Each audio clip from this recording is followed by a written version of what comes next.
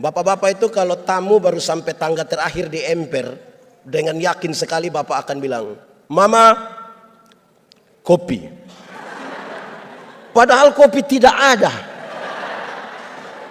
Terus habis ibu bilang begini, "Papa, lain kali itu coba tanya kita dulu."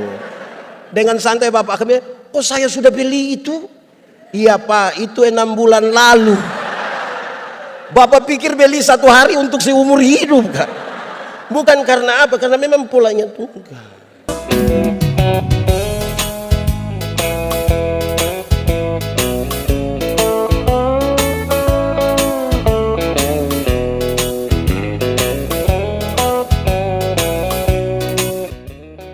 Bapak Ibu Saudara-saudara, mari kita berdoa untuk pemberitaan firman Tuhan.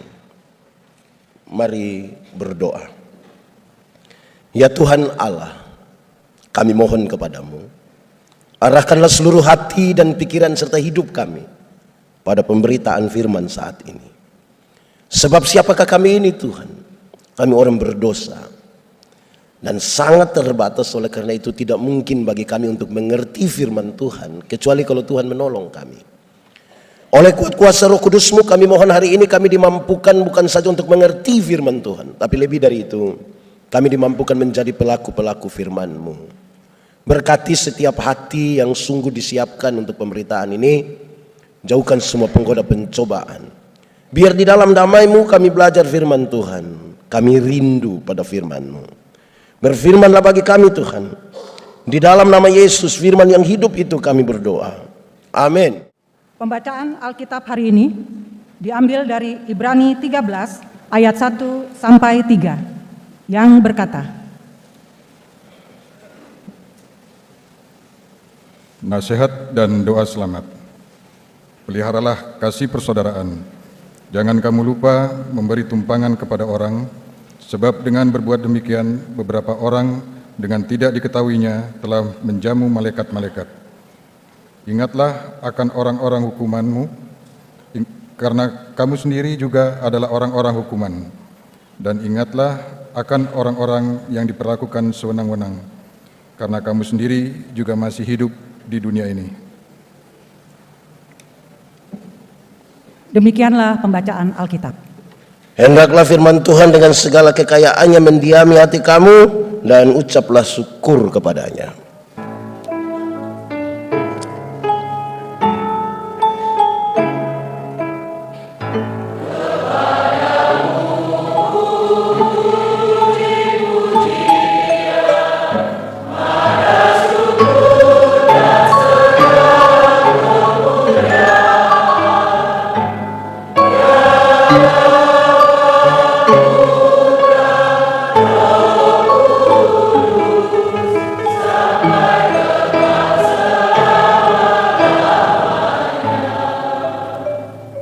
Silakan duduk. Bapak Ibu Saudara-saudara, shalom. Yang di luar shalom. Semuanya shalom. Selamat hari Minggu. Ada sukacita. Hari ini kita sekaligus merayakan persekutuan kaum bapak. Kita tepuk tangan dulu, tidak apa-apa. Yang saya mau tanya adalah, ini perayaan kaum bapak atau kaum ibu? Kaum bapak atau kaum ibu? Lalu sepertinya mama-mama lebih banyak dari bapak-bapak. Apakah ini mama-mama janda? Nah, itu pertanyaan penting itu. Pertanyaan penting. Kan banyak yang tidak janda toh, tapi tidak sama-sama dengan suami datang ke sini. Ini bapak-bapak dorang ini waktu masih pacaran dulu rajin jemput pacar datang ke gereja. Betul? Setelah menikah ibu datang sendiri. Terus pendeta tanya, "Bapak, kenapa lepas ibu datang sendiri ke gereja?" Terus dia bilang begini, "Pak pendeta, ibu pendeta, waktu Pak pendeta, ibu pendeta kasih nikah saya dan ibu, kami dua telah menjadi satu." Jadi kalau ibu sudah ke gereja itu sama dengan bapak juga sudah. Di GPIB ada begitu juga. Siapa punya suami cocok, kita jujur saja itu. Tapi ibu-ibu juga satu, ini ibu-ibu ini. Siap cantik-cantik datang gereja tapi jalan sendiri. Terus pendeta tanya, ibu suami? Terus dia bilang, ih tahu sendiri. Sudah tahu suami begini, kenapa ambil resiko? Bapak ibu saudara-saudara, jemaat. Bagus. Jemaat. Pertanyaan paling penting bagi semua pendeta dan pergumulan bergereja adalah, kenapa kaum bapak itu malas beribadah? Tidak datang ikut ibadah. Kalau bilang ada kerja bakti, semangat mereka. Tapi kalau ibadah rasa-rasanya sedikit. Betul? Eklesia juga begitu. Nah, kenapa begitu? Saudara-saudara, ternyata dari dulu ada bentukan bahwa kita lihat budaya kita rata-rata sama. Kalau ada anak laki-laki menangis, kita bilang begini, kau macam perempuan saja. Seolah-olah yang boleh menangis hanya. Tapi kalau ada perempuan keluar malam-malam, kita di kampung bilang kau macam laki-laki saja. Seolah-olah yang boleh keluar malam hanya. Akhirnya laki-laki itu dibentuk sebagai sebuah pribadi yang sepertinya superior. Pekerjaan-pekerjaan dengan resiko besar, resiko berat diambil oleh laki-laki, bapak-bapak. Yang resiko ringan itu diambil oleh perempuan. Yang masak di rumah bapak-bapak atau ibu-ibu? Ibu-ibu, kan domestik kecil di rumah. Di restoran yang besar yang masak bapak-bapak atau ibu-ibu? Resiko besar. Di sini ada orang NTT? Tidak usah angkat tangan, tidak usah. Kita muka sama semua ini, tidak usah. Di NTT, kalau sadap enau, iris tuak, yang naik ke atas pohon, itu laki-laki. Resiko jatuh mati. Yang pikul, perempuan. Bawa dari ini pohon ke rumah masak, perempuan. Sekali lagi resiko besar diambil oleh laki-laki, yang kecil diambil oleh perempuan. Itu terbawa terus. Sekarang pertanyaan penting untuk kita jawab. Menurut saudara, ibadah itu resiko besar atau resiko kecil? Mulai kacau ini kita. Ibadah itu termasuk resiko besar, pekerjaan resiko besar atau kecil? Banyak suami bilang kepada istrinya, hanya ibadah jadi mama pergi sudah. Tapi kalau dalam ibadah ada keputusan bersama. Untuk perayaan Natal tahun ini tiap-tiap kakak kumpul 250.000 rupiah. Resiko besar atau kecil? Besar itu. Makanya silahkan ibu ikut ibadah. Tapi untuk ambil keputusan 250 tanya. Di Bali juga begitu. Saudara, ini kita ada dua ya. Pertama kita bicara bapak-bapak dulu, habis baru masuk ke bagian ini. Saudara-saudara, kami melayani dengan kaum bapak gereja kami ke suatu daerah, satu jemaat di Rote. Terus ada sharing setelah ibadah. Kenapa bapak-bapak itu tidak terlalu rajin ke ibadah-ibadah? Yang sudah rajin mantap ya, ini yang tidak biasa. Hampir kami semua sepakat bahwa sibuk. Di sini juga sama kok. Sibuk. Rupa-rupanya hari-hari ini kalau kita sebut diri sibuk itu sepertinya kita bermakna sekali. Bapak ibadah, saya sibuk. Kalau bicara sibuk itu sepertinya derajat naik sedikit, makanya lebih ekspresif. Saya sibuk. Nah, itu. Setelah semua hampir sepakat mau akhiri ini sharing, seorang bapak bilang, Pak Pendeta saya bicara sedikit. Oke, silakan. Dia bilang begini, Pak Pendeta, untuk sibuk saya juga sibuk Pak Pendeta. Saya punya perusahaan 6. Salah satu tempat usaha kami baru akan ditutup kira-kira setengah 10 malam. Tapi kenapa saya terima jadi majelis jemaat? Kenapa saya rajin ikut persekutuan kaum bapak? Kenapa saya harus antar saya punya anak-anak ke sekolah? Saya kasih panas mobil, kasih tinggal barang 1-2 menit. Saya harus baca firman 1-2 ayat biar anak-anak dengar dulu baru kami jalan. Kami penasaran, kami menunggu sebenarnya alasan apa. Dan dia jawab begini, kenapa saya lakukan itu? Dia bilang, karena saya sayang anak-anak saya. Saya langsung tanya dia, jadi saya ini tidak sayang anak? Hanya Bapak sendiri sayang anak, kami tidak? Dia bilang, Pak Pendeta minta maaf, saya baca Alkitab. Sampai satu waktu Tuhan ingin untuk menghukum Salomo.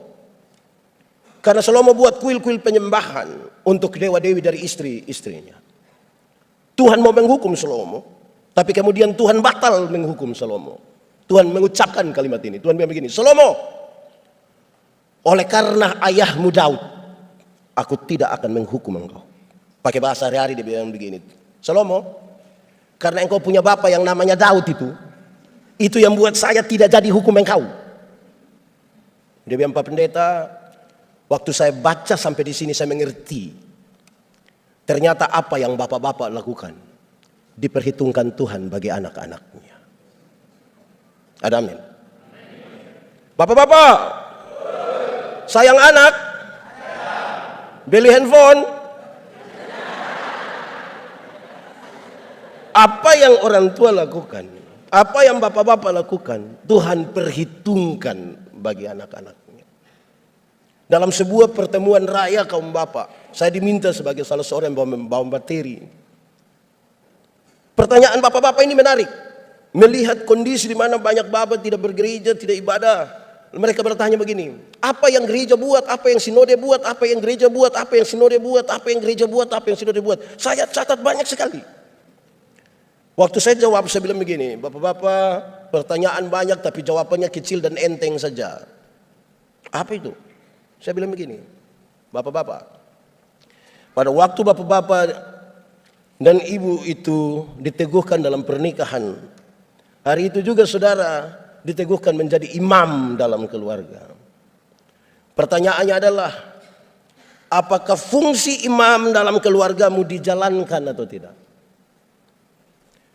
Kalau fungsi-fungsi imam dalam rumah tangga itu dijalankan, ini pertanyaan yang begini banyak ini tidak ada.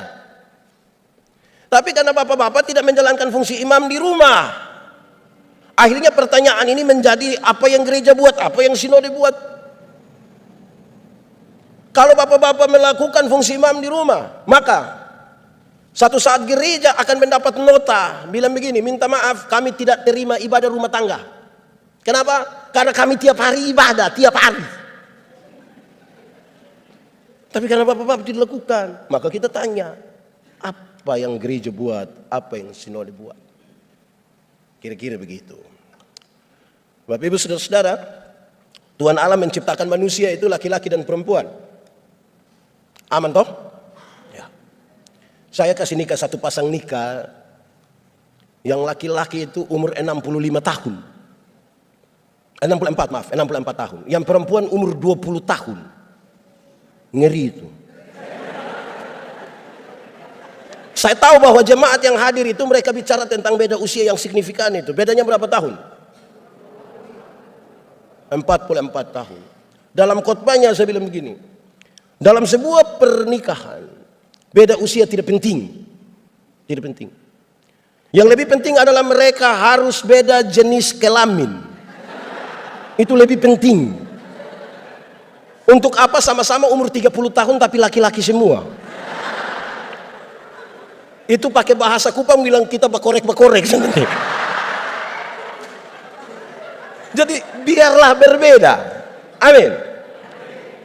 Lalu apakah Tuhan membiarkan itu supaya hanya laki-laki dan perempuan? Tidak. Ada pola yang Tuhan sengaja biarkan kepada manusia laki-laki dan perempuan itu untuk kelola, supaya rumah tangga mereka itu menjadi berbahagia. Saudara, sebuah penelitian bilang kalau kecantikan dan kegantengan menjadi ukuran, maka setiap 3 tahun kita mesti ganti pasangan. Kalau kecantikan menjadi ukuran, ini hasil penelitian ini. Kalau kecantikan, kemolekan, kegantengan menjadi ukuran sebuah pernikahan, maka setiap 3 tahun ganti istri. Saya 13 tahun, 14 tahun nikah, berarti minimal saya sudah 4. Apalagi yang sudah 20 itu. Lalu bagaimana? Tuhan biarkan kira-kira ini. Saya bicara cepat di sini baru kemudian kita masuk di tema ini. Ada pola yang sengaja Tuhan izinkan supaya laki-laki dan perempuan itu kelola, biar ini hadiah bagi bapak-bapak semua. Pertama, soal pola berpikir. Laki-laki bapak-bapak itu cenderung rasional. Makanya bapak-bapak itu kalau bicara selalu bilang saya pikir, saya pikir, saya pikir. Sementara ibu-ibu lebih banyak pakai perasaan. Makanya ibu-ibu selalu bicara saya rasa, saya rasa, saya rasa. Bayangkan kalau menikah kira-kira 20 tahun baru papa hanya saya pikir, ibu hanya saya rasa. Lama-lama tetangga akan bilang sudah rasa. Karena itu saudara-saudara, kepada kita diberi ruang untuk mengelola antara yang dipikirkan dan yang dirasa. Hidup tidak bisa pakai perasaan saja. Penyeimbangnya adalah logika. Hidup juga tidak bisa pakai logika saja. Penyeimbangnya adalah perasaan. Untuk itulah kita hidup sebagai bapak-bapak dan saya melayani di Sabu. Kami ibadah rumah tangga hari Senin, hari Rabu, hari Jumat. Kami kalau pergi itu tikar besar sudah mereka buka, kami duduk bersila semua, kami mulai beribadah. Rayon itu berkumpul kami ibadah. Tempat di mana pendeta atau pemimpin ibadah lainnya duduk, itu dikasih lampu yang paling besar. Saya satu hari pergi, jemaat sudah banyak, kami mulai ibadah, duduk bersila beribadah. Saya mulai berkhotbah, saya lihat mereka senyum-senyum. Saya yakin ini khotbah pasti. Yang menarik, kami sudah habis ibadah, mereka masih senyum-senyum. Akhirnya saya tanya, jemaat, kamu senyum-senyum apa? Dorang tambah senyum lagi. Saya tanya seorang diaken, Welmin Ceriu namanya. Saya panggil dia pakai dia punya panggilan kampung. Nadau, kamu senyum-senyum apa? Dia ambil cepat-cepat satu pena, tulis di kertas kecil, dia antar ke saya. Saya penasaran betul itu.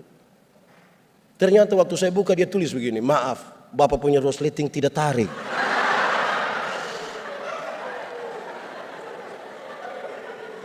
Saya mau tanya saudara, menurut saudara tadi orang punya ibadah baik? Baik kok tidak? Kenapa tidak baik?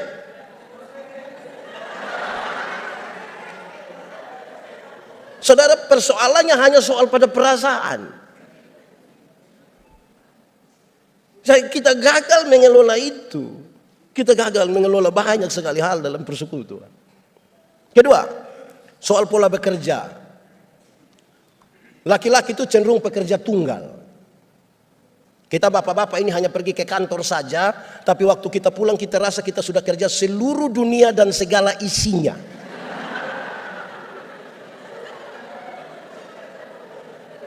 Kalau bapak-bapak sempat gendong anak barang 1 jam, itu dia rasa terlalu berjasa. Ibu pulang dia bilang, "Mah, tolong gendong adik dulu." Papa, saya mau ke teman-teman. Kasih tinggal kami sendiri. Loh, tadi saya sudah gendong adik itu 1 jam. Karena polanya tunggal. Ibu-ibu itu polanya jamak. Ibu-ibu itu bangun pagi bisa siap anak-anak ke sekolah, bisa masak untuk makan pagi, sarapan, untuk makan siang, bisa sambil setrika, siap suami ke kantor, bisa sambil foto-foto, update status semuanya jadi so. Polanya jamak. Bukan untuk dibandingkan. Saudara, kalau ada acara-acara macam kemarin, ada bapak-bapak yang jadi ketua, jangan coba-coba telepon waktu kita di jalan. Kita telepon, "Bapak, bagaimana?" Dia hanya jawab satu kata, "Beres." Nanti pas habis beres baru ibu-ibu akan bilang, "Beres apa?" Kan dia tidak detail. Jemaat, pernah kesualayan dengan suami? Ya, ibu-ibu jawab, jangan bapak-bapak juga jawab. Pernah, waktu mau bayar 53.500. Kalau ibu yang bayar, ibu akan bilang begini, berapa? 53.500. Dia buka dompet, ambil duluan 50. Berapa? 3.500. Dia cari lagi 3.000 lagi. Berapa lagi? Ah ya, betul. Kalau bapak-bapak yang bayar, pakai 100. Soal pola. Bapak-bapak itu kalau tamu baru sampai tangga terakhir di emper, dengan yakin sekali bapak akan bilang, Mama, kopi. Padahal kopi tidak ada. Terus habis ibu bilang begini, Papa, lain kali itu coba tanya kita dulu. Dengan santai bapak kami, oh saya sudah beli itu? Iya Pak, itu 6 bulan lalu. Bapak pikir beli 1 hari untuk seumur hidup kan? Bukan karena apa, karena memang polanya tunggal. 3. Soal pola berbicara. Laki-laki cenderung pendiam. Secerewet-cerewetnya laki-laki dia masih disebut pendiam. Makanya kalau ada laki-laki terlalu cerewet di Kupang, orang bilang kau punya mulut seperti perempuan saja. Sebuah penelitian mengatakan seorang laki-laki bicara 1 hari kira-kira 7.000 kata. Berapa ribu? Tapi seorang perempuan 1 hari kalau bicara minimal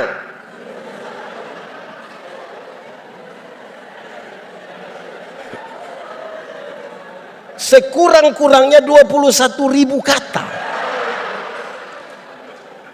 Bapak 7.000, mama.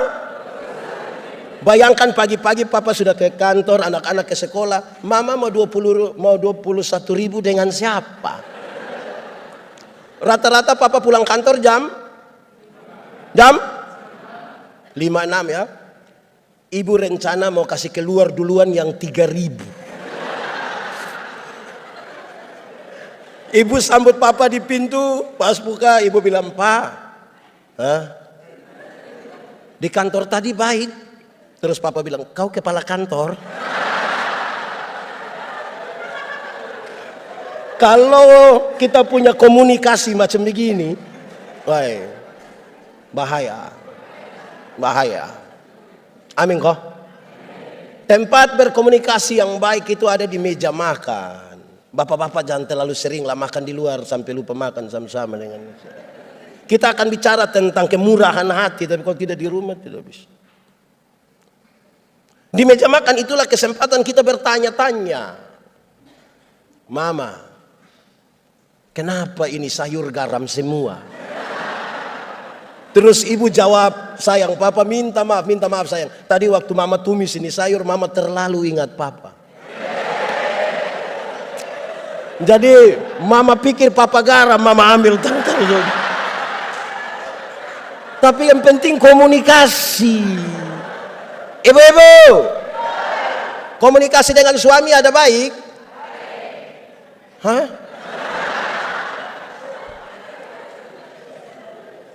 Handphone telah berhasil mendekatkan yang jauh dan menjauhkan yang. Tanya itu anak laki-laki, kau laki-laki di sekolah dapat berapa? Saya dapat 10 bapak. Engkau seperti engkau punya bapak. Engkau bapak sekali. Yang perempuan, kau di sekolah dapat berapa? Papa, tadi matematika susah papa, jadi kakak dapat 3. Aduh, kok macam ibu punya keluarga. Komunikasi. Jemaat, di meja makan itu lepas itu handphone semua lepas. Apalagi kalau bunyi terus dia sengaja ambil melangkah agak jauh baru dia bilang halo. Kalau itu terjadi, hai istri, aku berkata kepadamu, curiga sudah. Rahasia negara apa yang bicara harus sampai bisik-bisik. Terakhir untuk bagian ini, khotbah belum mulai ini.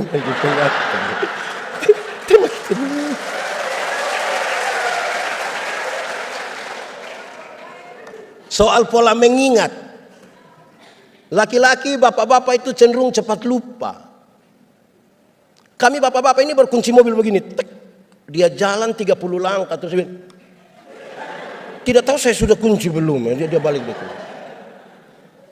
Kaum bapak itu rata-rata cenderung cepat lupa. Makanya ibu-ibu minta maaf. Kami bapak-bapak itu di luar rumah kami lupa kalau kami ada istri.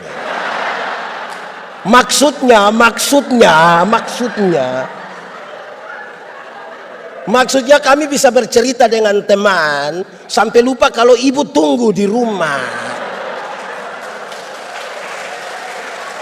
Jangan terlalu negatif dulu. Rumah tangga hancur ini kan terlalu negatif-negatif itu. Bapak-bapak cenderung cepat lupa. Tapi yang perempuan, yang ibu-ibu itu ingatannya tajam sekali. Setajam. Oh, tahu juga. Kalau ada suami bilang begini, orang seperti saya tidak pernah marah, saya punya istri. Nanti yang protes istrinya, tidak pernah apa. Mama memang tidak pernah. Terus saya bilang, pernah. Yang mana? Yang tahun 1900 itu dia. Jangan coba-coba itu. Anak muda, waktu kecil dulu pernah periksa pakaian dinas atau pakaian kerja dari papa mama atau tidak? Yang paling banyak dapat uang itu di papa punya atau mama punya? Bapak rata-rata lupa 5.000, 10.000, 20.000. Jangan coba-coba periksa mama punya. Itu pekerjaan sia-sia. Dalam hal inilah mama seturut dengan Alkitab.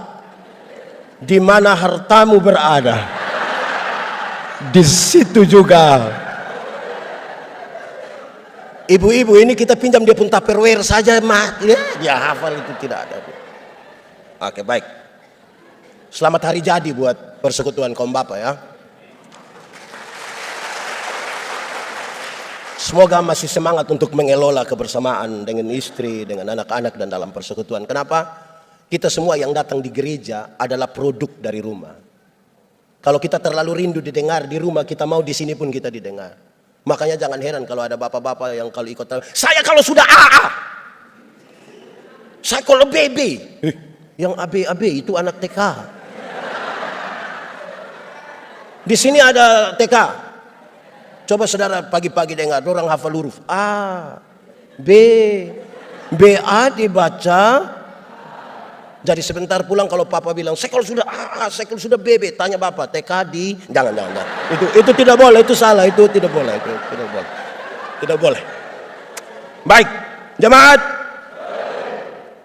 Kemurahan hati dan kebaikan menjadi nyata, itu tema kita. Tapi kita perlu memahami di awal saudara-saudara bahwa ada orang dalam konteks pembacaan itu yang mereka terima Yesus. Tapi justru penerimaan terhadap Tuhan Yesus itu membuat mereka menderita. Mereka ditinggalkan oleh banyak orang. Mereka susah sendiri. Orang-orang tidak mau ambil resiko dengan mereka. Bahkan pemerintah pun tidak ada di pihak mereka.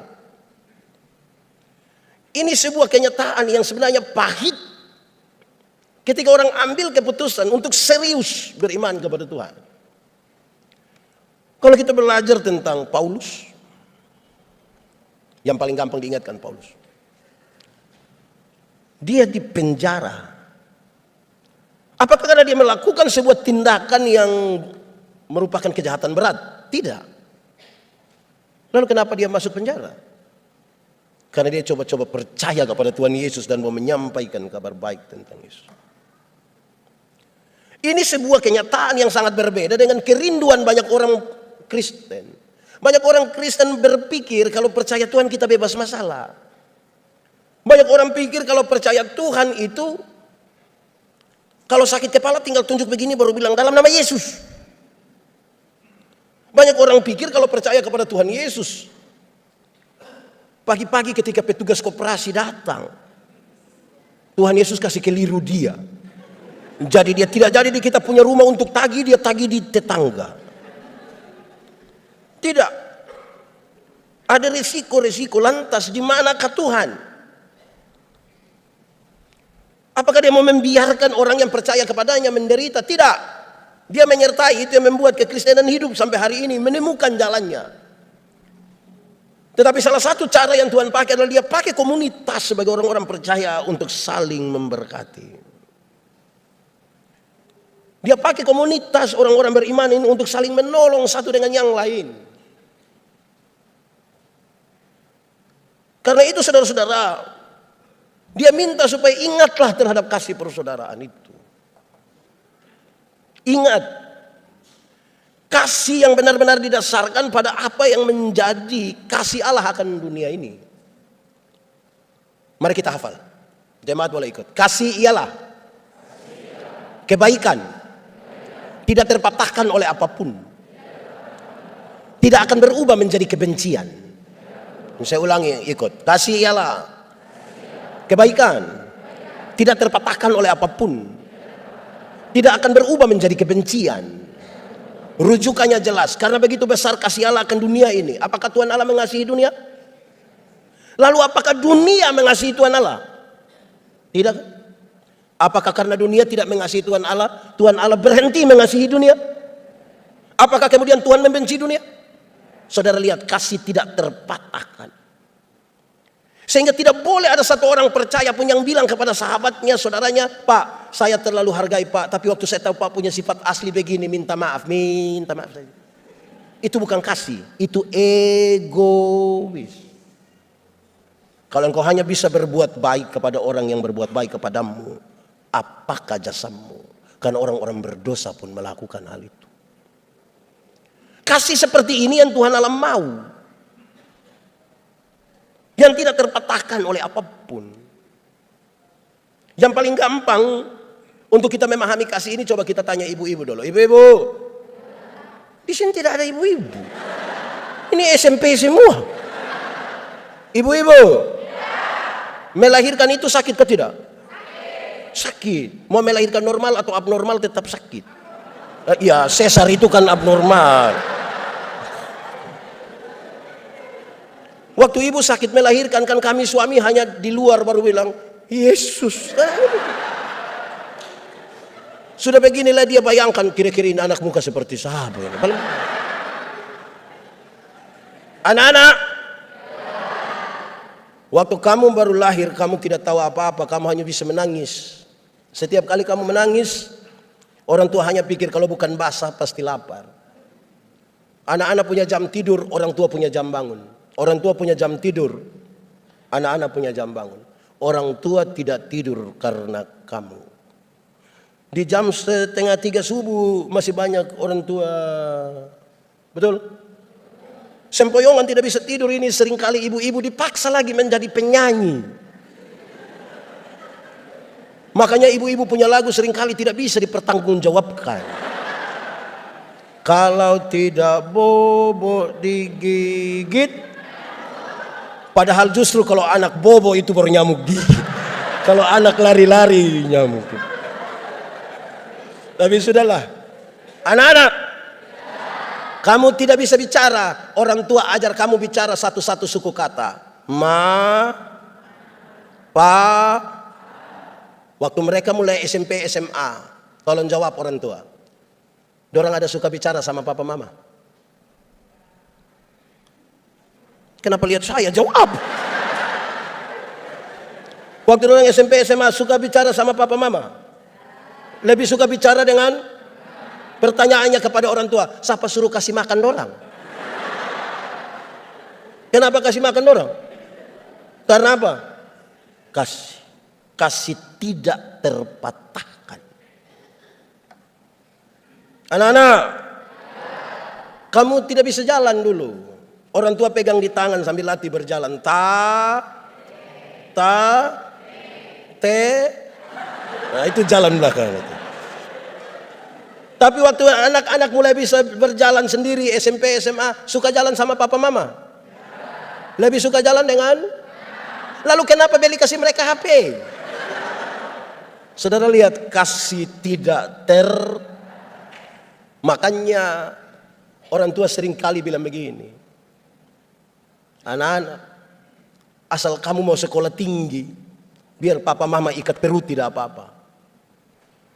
Pernah dengar itu kalimat? Orang tua sampai bilang ikat perut itu bukan berarti mereka mau pakai stagen. Tapi mereka utang demi anak-anaknya. Sekali lagi, KASIH. Dibaca? Makanya banyak sekali orang tua mengatakan begini, busuk-busuk juga itu kita punya anak. Busuk-busuk juga kita punya. Itu yang saya mau tanya orang tua, kenapa bilang kami busuk? Tapi saudara lihat, saya ingin menggambarkan kasih yang tidak terpatahkan. Dia bukan pencitraan. Itu kasih yang Tuhan mau. Baru kemudian dia nasihat. Berilah tumpangan. Dalam kasih yang seperti itu, kamu beri tumpangan kepada orang lain. Karena tidak gampang memberi tumpangan. Apalagi di kota. Kita lagi sibuk dengan pekerjaan, tak? Sudah sibuk lagi baru mama mantu datang lagi. Ini belum orang lain ini. Mama mantu datang, kita langsung cepat-cepat tanya, ma berapa lama, ma? Tapi di Bali ini dengan mama mantu aman semua. Ya kan dia tidak datang. Kalau tidak kuat kita terbeban. Apalagi kita akan menolong orang yang tidak punya hubungan apa-apa dengan kita. Hanya karena kita sama-sama percaya kepada Yesus. Siapa yang berani setotal itu? Kalau tidak dibangun di atas sebuah kekuatan kasih seperti Allah mengasihi kita. Mungkinkah itu? Mungkin. Mungkin. Saya suka tema ini, kemurahan hati. Ada unsur dari buah roh, yaitu kemurahan hati. Apa maksudnya? Saudara, ada orang yang sangat baik. Yang baik yang saya maksud itu adalah dia selalu rajin gereja, tidak punya masalah dengan tetangga, tidak punya masalah dengan ipar-ipar, mama mantu, bapak mantu. Dia sangat baik di situ. Koma. Tetapi itu orang punya sekikir tidak ada dua. Sekikir sekali. Itu yang dimaksud dengan orang yang tidak punya kemurahan hati. Bermurah hatilah sedikit. Supaya kita bisa untuk menjadi bagian dalam pergumulan bersama sebagai orang-orang percaya. Dalam kasih yang seperti itu, saudara-saudara, dia mau satu. Dia rindu supaya kita itu saling peduli. Solidaritas. Kenapa kita butuh bersolidar dengan orang lain? Karena Tuhan itu lebih duluan mengambil bagian dalam penderitaan orang lain. Saudara, saya tidak tahu di sini. Di banyak tempat itu saudara-saudara, kadang-kadang kita punya kemurahan hati ini tidak baik juga. Saudara pernah belanja di mall? Kok pernah? Di mall pernah? Saya mau tanya saudara, pernah tawar di mall? Pernah? Ada yang berani tawar, pasti kita marah dia, kok bikin malu-malu saja. Beli di mall tidak tawar. Pemilik mall itu orang kaya atau orang miskin? Saudara lihat, beli di orang kaya tidak tawar. 99.900 kita ambil 100.000 kasih. Dia kasih kembali permen satu, kau dapat saja, jangan ukur saya itu. Di orang kaya tidak tawar. Tapi kalau pagi-pagi kita keluar rumah lihat nenek-nenek, kalau kami di kampung kan ada orang bawa sayur begitu toh. Nenek-nenek jual sayur, ini nenek ini susah. Mungkin dia pulang jual sayur sudah mati dia mungkin. Itu tawar atau tidak? Tawar. Dia punya tawaran itu mengerikan. Nenek, sayur berapa? Ini nenek sudah senang, 3.000. Dia sengaja kaget, hah? 3.000? Bisa 9.000? Kadang-kadang tambah satu kalimat di belakang, bisa 9.000 kah? Nenek dong tanam sendiri juga. Itu kalau saya yang jual, saya bilang bawa saja. Gratis, saya tidak bisa. Tawar sayur 3.000 jadi 9.000 padahal turun dari mobil Innova. Di tangan kiri ada Samsung terbaru, di tangan kanan ada iPhone terbaru, masih ada lagi Nokia di dalam tas. Rantai selip berat 1 kilo. Tawar sayur 3.000 jadi 9.000 itu. Jemaat, mulai besok tawar sayur itu terbalik dari itu. Tanya itu nenek, yo sayur berapa? 3.000. Maaf, bisa 3.000?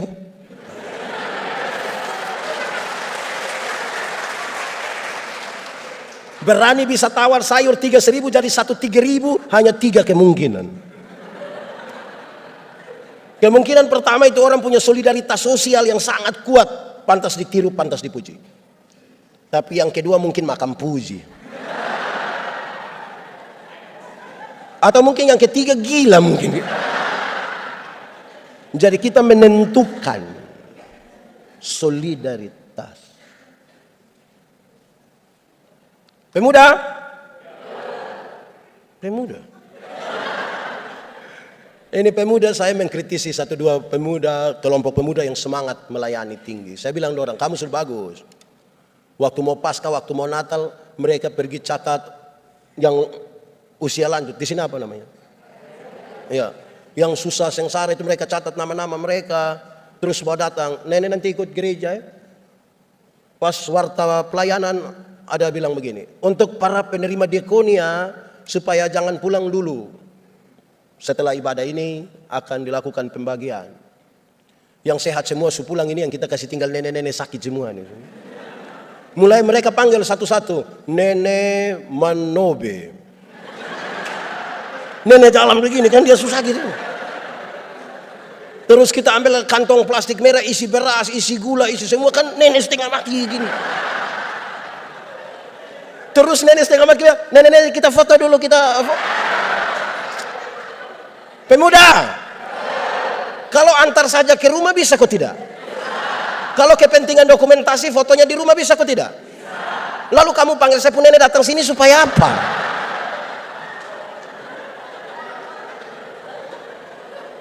Saya pun nenek ada apa-apa kamu tanggung. Jadi solidaritas itu yang sungguh, supaya kita tidak membangun pencitraan soal itu. Melayani yang betul-betul dalam kasih yang seperti tadi penjelasan itu, saudara. Maka kita banyak sekali karena mereka tidak disukai sebagai orang-orang percaya.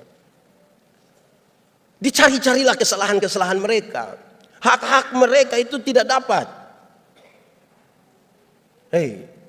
Dalam kasih perjuangkanlah juga. Jadi bukan sekedar solidaritas. Perjuangkanlah juga hak-hak mereka. Kan itu penting bagi sebuah persekutuan. Itu penting untuk menunjukkan bahwa kita adalah bagian sebagai tubuh Kristus. Saya minta saudara supaya berhati-hati ketika saudara membaca, karena tanpa sadar beberapa orang telah melayani malaikat-malaikat.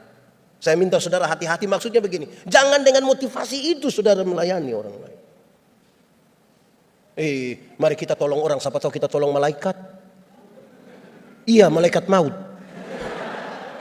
Jadi jangan dengan motivasi itu. Lakukan saja, apapun yang kamu perbuatlah dengan segenap hatimu seperti untuk dan bukan untuk jemaat. Ingat, tidak semua yang baik, semua yang kelihatan baik itu dibangun di atas motivasi yang benar, belum tentu. Ingat, tidak semua senyum tulus. Saya datang, saya bilang, selum, saudara bilang, selum, saya lewat baru saya paruin. Jadi ini dia mau nasihat yang benar ini, supaya betul-betul kita pakai kemurahan hati dengan benar. Saya berkhotbah di bank-bank semua yang ada di Kota Kupang. Saya bilang begini, ini ibu-ibu yang kerja di bank ini cantik-cantik semua. Mau lihat Jawa tuh, lihat dekat tetap cantik. Mereka pakai pakaian bagus-bagus, kerja di dalam ruangan ber-AC, tertata rapi lagi. Wah, kita pergi ke bank itu macam tidak mau pulang.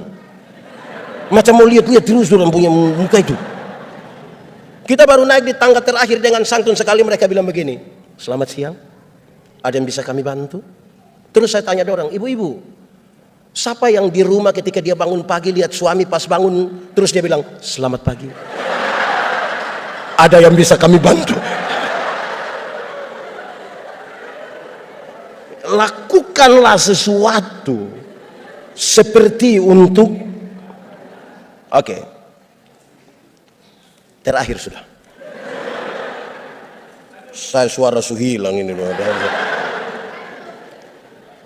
Tema kita mengatakan kebaikan menjadi nyata. Kebaikan. Kebaikan itu apa? Kebaikan itu respon. Respon dari apa? Kasih karunia. Kasih karunia itu pemberian cuma-cuma, dan kasih karunia Allah kepada kita adalah ketika Dia memberi Yesus Kristus berkorban bagi kita. Amin. Saudara, saya mau pakai contoh begini. Ini adik yang di depan, nama siapa saya? Siapa? Moe. Nama siapa? Putra. Oke, saya dapat dia punya nomor telepon. Saya telepon dia, Putra, sebentar malam jam 12 ketemu saya dulu di depan kantor Gubernur Bali. Kira-kira dia mau ketemu ke tidak? Dia mau ketemu ke tidak? Saya pergi ke dia punya rumah, ada ayam satu. Kira-kira dia mau kasih saya ke tidak? Tidak kasih. Saya rubah pertanyaan sekarang. Saya mau kasih dia mobil baru satu. Kira-kira Putra mau ke tidak? Mau? Oke. Saya beli kasih dia mobil satu, Toyota Alphard. Kira-kira. Saya kasih cuma-cuma ke dia. Putra, dapat. Ada perubahan perilaku dari dia ke saya, kok tidak? Saya telepon jam 12 malam, dia datang, kok tidak?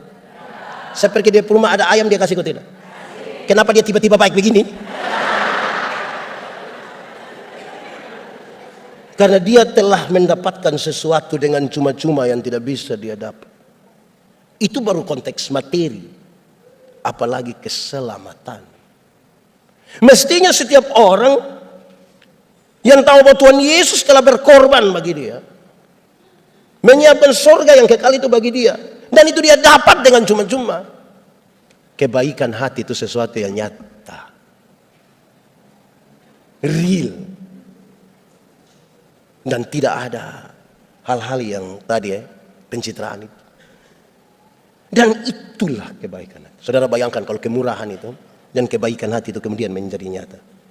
Bukankah kita sementara membangun sebuah komunitas di mana tanda-tanda kerajaan surga itu ada pada kita. Jemaat, surga lebih baik atau dunia lebih baik? Surga atau dunia? Yakin surga lebih baik? Betul? Kalau begitu saya mau tanya, siapa mau pergi ke surga sekarang? Hah? Saudara tidak mau pergi? Pak Pendeta, belum waktu Tuhan. Oke. Walaupun saya belum pergi ke surga yang lebih baik dari dunia ini, karena belum waktu Tuhan, tapi tanda-tanda kerajaan surga itu sudah harus saya alami di tempat di mana saya ada. Kerajaan surga berkaitan dengan pemerintahan Allah. Pemerintahan Allah seperti apa? Yang penuh keberpihakan, penuh kasih, penuh keadilan, penuh solidaritas. Itu tanda-tanda kerajaan. Berarti tidak mustahil bahwa hal-hal ini dimungkinkan. Kita tinggal bersama malaikat-malaikat. Tuhan memberkati kita. Amin.